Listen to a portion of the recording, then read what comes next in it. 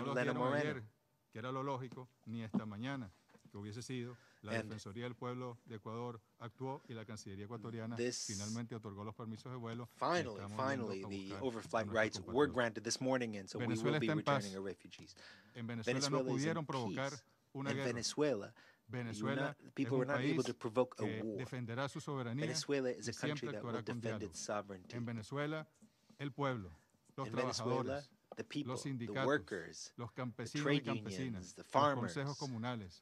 the En Venezuela, the los local actores vivos, councils, los empresarios, están con la paz, businessmen están con la soberanía y are in favor of agradecemos que sovereignty ningún and país peace. y ningún organismo pretenda violentar nuestra We soberanía will not para allow promover any guerras y government darle or la any guerra y la country excusa to al violate our presidente sovereignty Donald Trump que parece que and necesita. to Muchas give gracias. a Muy buenas tardes. pretext for Donald Trump to start a war. Thank you. Thank you very much. much, Minister Riasa, for your statement.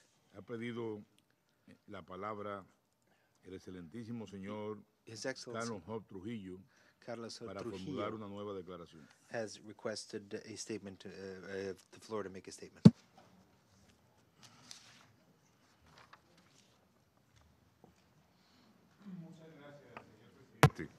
Thank you very much, President. I promise I'll be succinct, but a reference was made to Colombia specifically and our domestic situation, so I feel myself obliged to weigh in and to take that opportunity of the reference to the domestic situation in Colombia to thank once again the Security Council for its unanimous support and backing for the report submitted by the Secretary General of the United Nations, a report on the progress that has been made in the policy for the implementation of the agreement signed by the previous government of Colombia with the FARC. Unanimous support was lent to that report, and I simply wanted to take this opportunity to thank the Security Council for said endorsement. I'd also like to take this opportunity to reiterate the willingness and determination of the government of Colombia to comply and live up to its responsibilities in counterterrorism activities as provided for in Resolution 1373, and we will abide by the provisions of Resolution 1373 to the letter. Thank you very much. Thank you very much for your statement, Your Excellency, says the President. I have no more names inscribed on the list of speakers. I beg your pardon, the representative of the Russian Federation has requested the floor. You have the floor. Thank you, Mr. President. I understand that this discussion has really dragged on, and I don't want to delay it. This is not a right of response. I simply want to make one comment. It probably is worth making. Today, when Secretary of State Pompeo said, and as I said in my statement, he claimed that the position of the United States is shared by the majority of members of this international community, and that the Maduro regime is only supported by 5 countries, and he mentioned them. Well, we just counted among those who spoke today. Of those who spoke, 11 countries of the Latin American region spoke in favor of the legitimate government of Venezuela. 10 countries spoke against. Barbados referred to the joint statement of CARICOM, which also speaks about non-interference in the internal affairs of the state, respect for sovereignty, independence. I'm just speaking of countries, not including members of the Security Council who have this view. First of all, it confirms what I said earlier while Secretary of State Pompeo was still in the room, that the world is not, there's not such unity, support for his position as he thinks. In fact, there's a majority in favor of the sovereignty and territorial independence and non-interference into internal affairs in Venezuela. Second, the aim pursued by the American delegation and its allies, which they wanted to achieve. I think this, what we're seeing today, clearly demonstrate that they will not achieve that aim. Then what was the point of holding this meeting?